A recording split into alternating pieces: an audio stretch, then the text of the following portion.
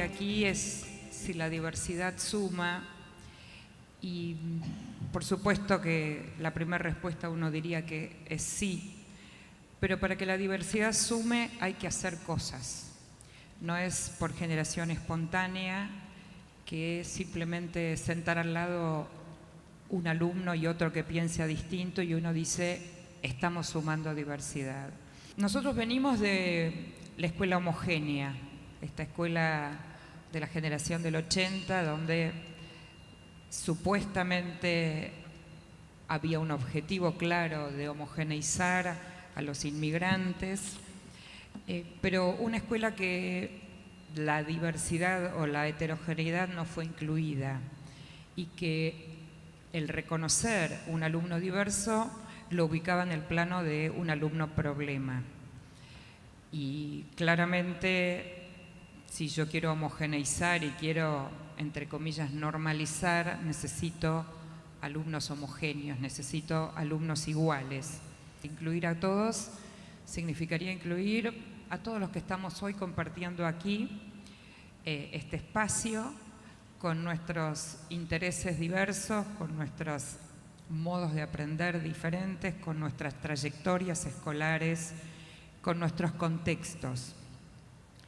Pero mirado desde ahí, uno podría creer que esta posibilidad está solamente instalada mirando al sujeto que aprende. Y nosotros decimos que además de mirar al sujeto que aprende, tenemos que mirar en qué condiciones pedagógicas, en qué contextos aprenden estos sujetos. Porque tenemos mucha diversidad de contextos, mucha diversidad de escuelas, muchas brechas entre una escuela y otra, entre un contexto y otro, con lo cual esta diversidad no depende solo de las subjetividades, sino también de en qué contexto se desarrollan estas subjetividades. Entonces, la preocupación hoy no es homogeneizar, sino nos preocupan dos cuestiones a la hora de tomar decisiones en políticas públicas. Una es la idea de equidad y la otra es el concepto de justicia, justicia educativa, justicia curricular, porque tenemos alumnos que necesitan cosas diferentes y la respuesta no es darle lo mismo a todos.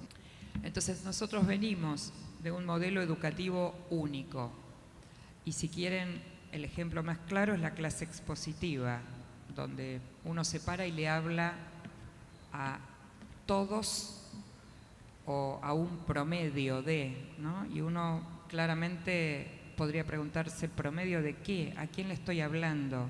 Y entonces ese tránsito del modelo único a un modelo, digamos, de múltiples caminos, de múltiples puertas de entrada, no se hace de un día para otro.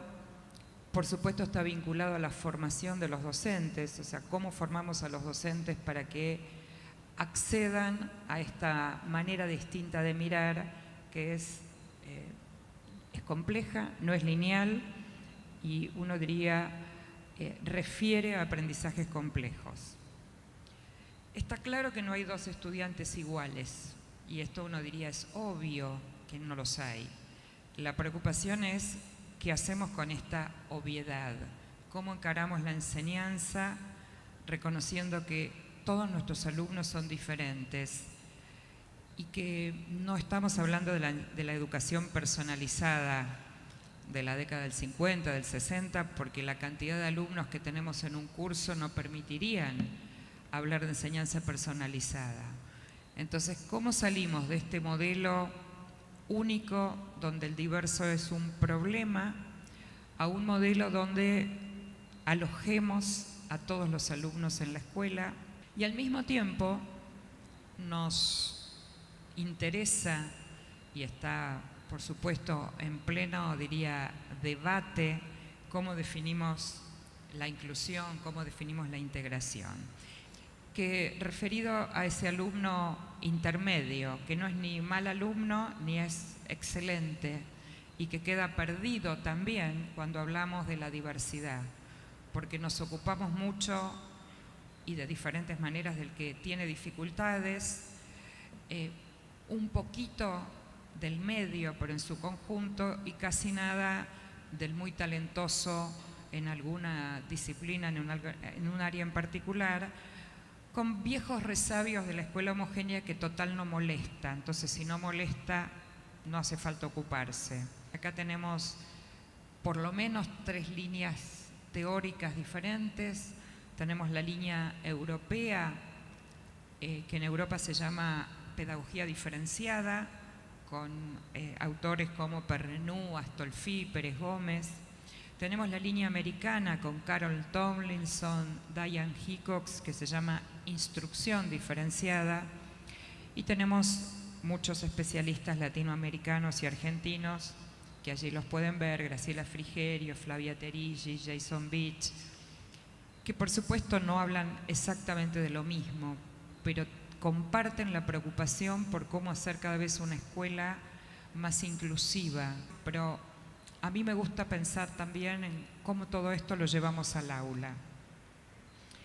Y entonces, cuando pensamos en cómo diversificar adentro del aula, fíjense que pensamos en diversificar los contextos, considerar la diversidad de contextos y de sujetos, también diversificar los contenidos, y voy a mostrarles algunos ejemplos, también las estrategias de enseñanza y los recursos, también los criterios de agrupamiento, también la evaluación, porque si decimos que hay que diversificar en la enseñanza y después vamos y tomamos la misma prueba para todos, ¿de qué diversidad estamos hablando? Y por supuesto, la diversidad de los tiempos. Sabemos que no todos los alumnos aprenden al mismo ritmo. No se trata de adaptar la clase a cada estudiante. No voy a hacer un diseño curricular para cada alumno, ni voy a pensar una clase para cada uno de mis estudiantes, sino voy a pensar una clase lo suficientemente flexible para que me permita que todos mis alumnos puedan ingresar a esa clase, con un grado de flexibilidad que permita incluir a los que les gusta trabajar de una manera más individual, a los que les gusta trabajar con otros, a los que les gusta escribir, a los que les gusta dibujar, a los que les gusta trabajar con imágenes.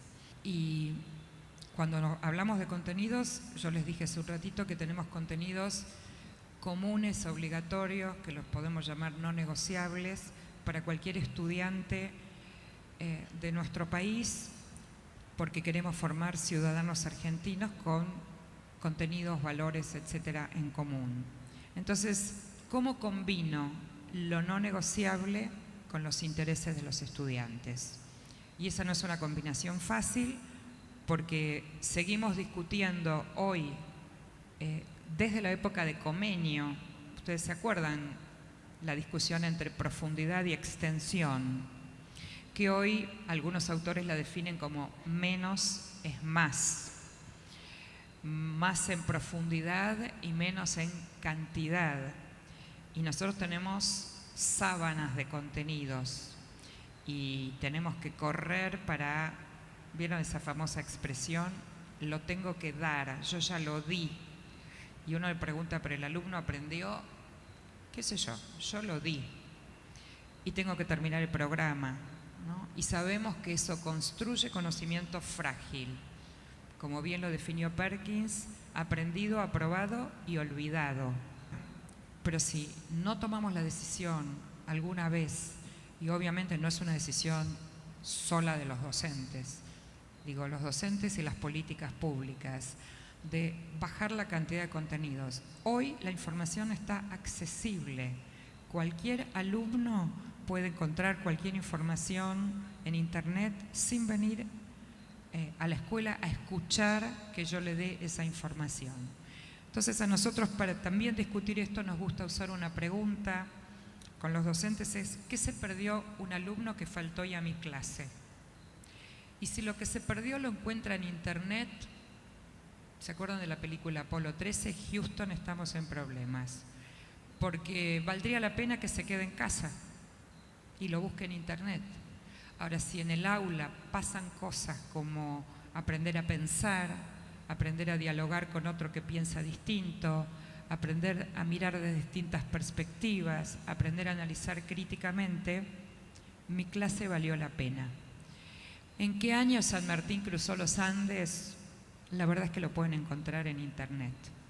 No es una información que yo necesito hoy transmitir en la escuela. Entonces puedo empezar a hacer un pequeño ejercicio de recortar contenidos, de pensar en esta idea que menos es más. ¿Cómo hago para diversificar?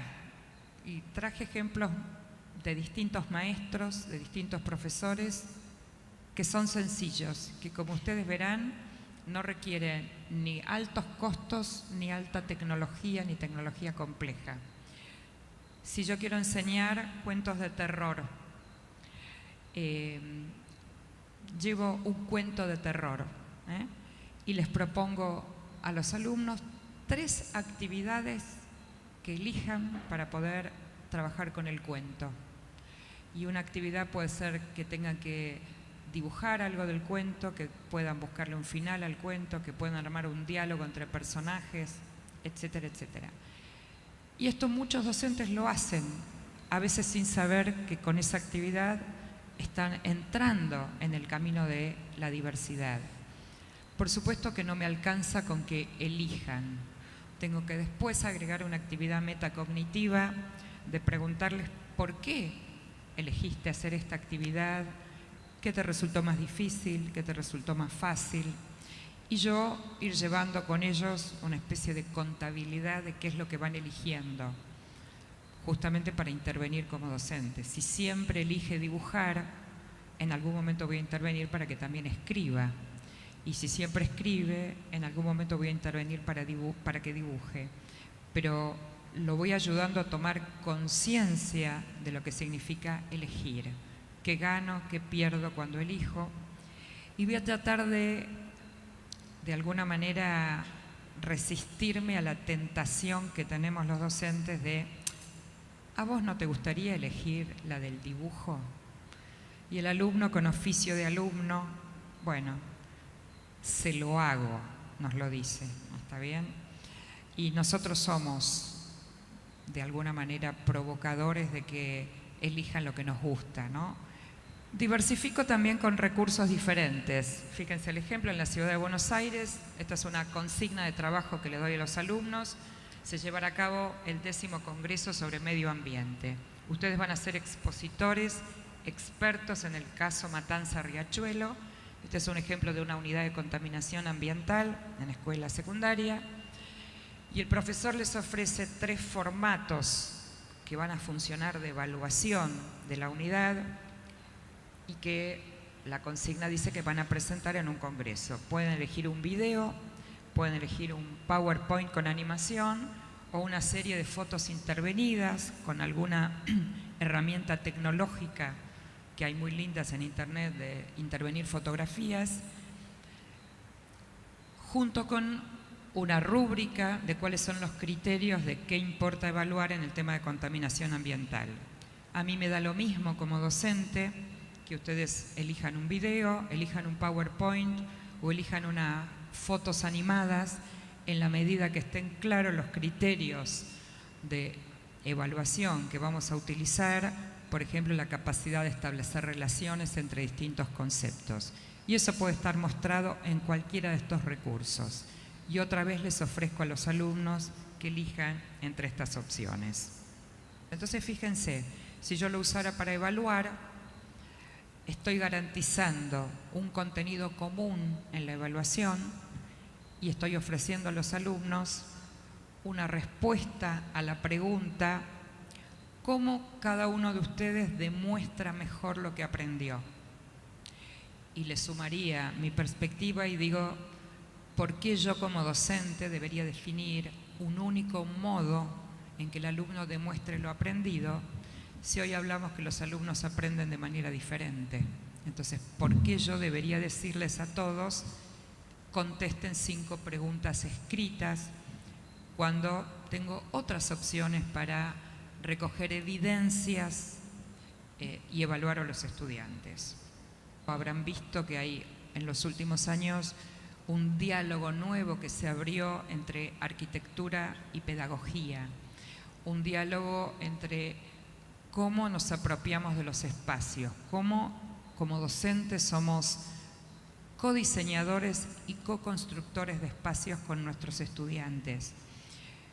Estamos muy habituados a entrar a un aula y damos clase con el modo en que los bancos están dispuestos, y es tan habitual eso que cuando alguien quiere mover los bancos es como todo muy ruidoso y todo muy complejo, entonces decimos, bueno, los dejamos así, y sabemos que tenemos muchas posibilidades de mover los bancos, de generar otros modos de espacio, no solo adentro del aula, sino abrir el aula a la afuera. Cada vez más vemos ejemplos aquí y en otros lugares del mundo de paredes de vidrio en lugar de paredes oscuras que no permiten ver lo que sucede adentro ni lo que sucede afuera. Este es un espacio individual creado, ahí tienen la referencia, es de un libro de Rosanne Bosch, que es ella se define a sí misma como una diseñadora de aulas, donde lo que ella hace es ir a una escuela que le pide rediseñar sus espacios, y ella lo primero que hace les pregunta, cuéntenme cómo enseñan, cómo evalúan, cómo agrupan a los chicos, y en función de eso les hace una propuesta de espacio. Quiero compartir un ejemplo que a mi gusto es el más desafiante de los que he visto en los últimos tiempos, que son redes de tutoría pero en escuelas primarias, porque uno está acostumbrado a armar redes de tutoría en escuelas secundarias. Este es un proyecto que tienen en México, en las zonas más vulnerables de México, que cuando uno entra a alguna de esas escuelas, los alumnos le dicen, ven que te tutoreo. Ese es el ejercicio. Y entonces hacen algo muy sencillo. Primero hacen un curso para los alumnos para enseñarles a ser tutores. Los niños se reciben de tutores. Después les plantean que elijan un tema del currículum que más les guste.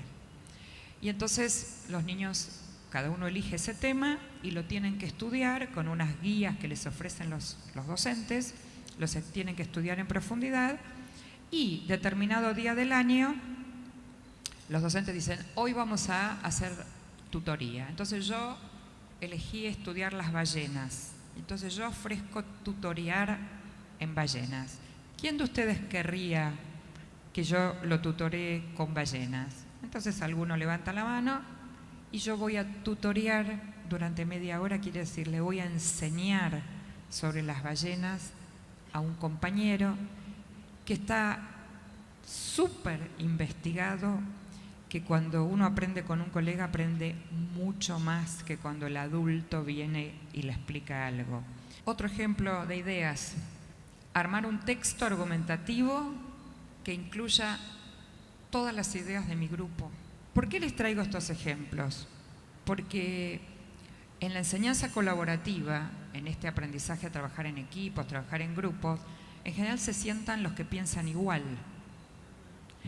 Y para que la diversidad sume, tenemos que enseñar a dialogar entre los que piensan diferente.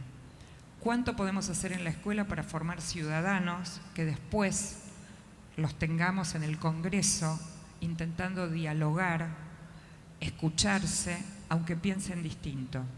Y nosotros podemos hacer mucho con estos sencillos ejemplos que les mostraba. Acá les muestro otro.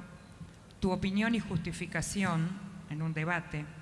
Después pedirle que lea la opinión del compañero y agregue una justificación propia. Después que escriba una justificación contraria a la que escribió. Y después que incluya la justificación de otro compañero, el aporte de otro, para profundizar la propia. Si esto las convertimos, como dicen los expertos en hacer visible el aprendizaje, en rutinas de pensamiento, seguramente la diversidad va a sumar. Queremos agrupar a los que piensan diferente para que aprendan a dialogar. Les comparto dos cuestiones. Una, estas son ideas fuerza de este enfoque que estamos hablando. La idea de elección de los alumnos, que lo compartimos, la idea de cómo favorecemos estudiantes autónomos, cómo desarrollamos habilidades metacognitivas, cómo evaluamos de manera formativa, los ejemplos que recién les di del aprendizaje colaborativo, del entorno educativo y cómo volvemos a la idea de una clase flexible. Para eso, y aquí voy a cerrar, algunas cosas que nosotros docentes, y esto les diría, vuelvo más al campo más teórico, más de los fines, estimular a que todos los alumnos elijan y tomen decisiones. Esta es parte de nuestra responsabilidad como docentes para que la diversidad sume. La segunda idea es tener una actitud anticipatoria y proactiva.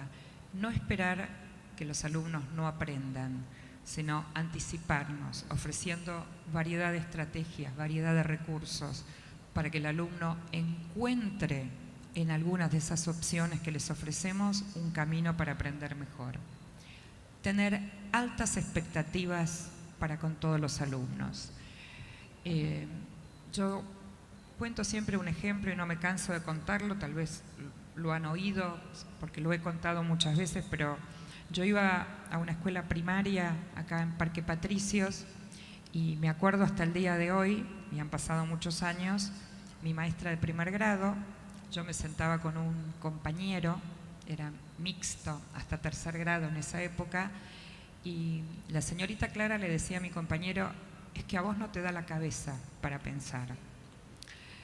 Obviamente hoy uno diría, es políticamente incorrecto decir esto, enseguida van a ir al INADI y hacer una denuncia por discriminación y demás, pero vieron que no hace falta decirlo. A veces es la manera en que uno miró al alumno, la manera en que uno le hizo un gesto cuando preguntó por tercera vez lo mismo.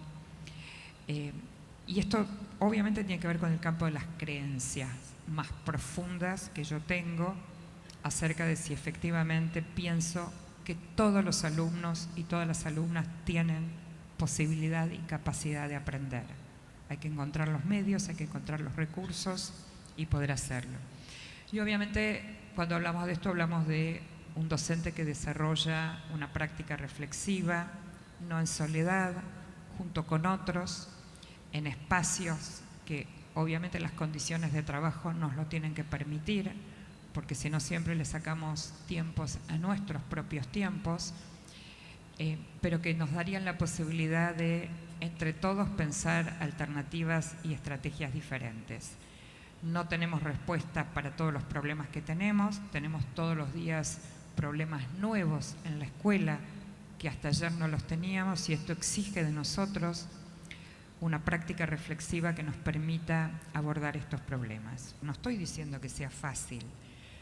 Nuestras condiciones laborales son dificilísimas, complejas, pero creo que es posible con lo que cada uno de nosotros en su lugar de trabajo puede hacer, con lo que un colectivo puede hacer, en incidir, en impactar en las políticas públicas. No siempre los cambios tienen que venir de arriba. Conocemos muchísimos movimientos de la educación que han empezado desde las bases.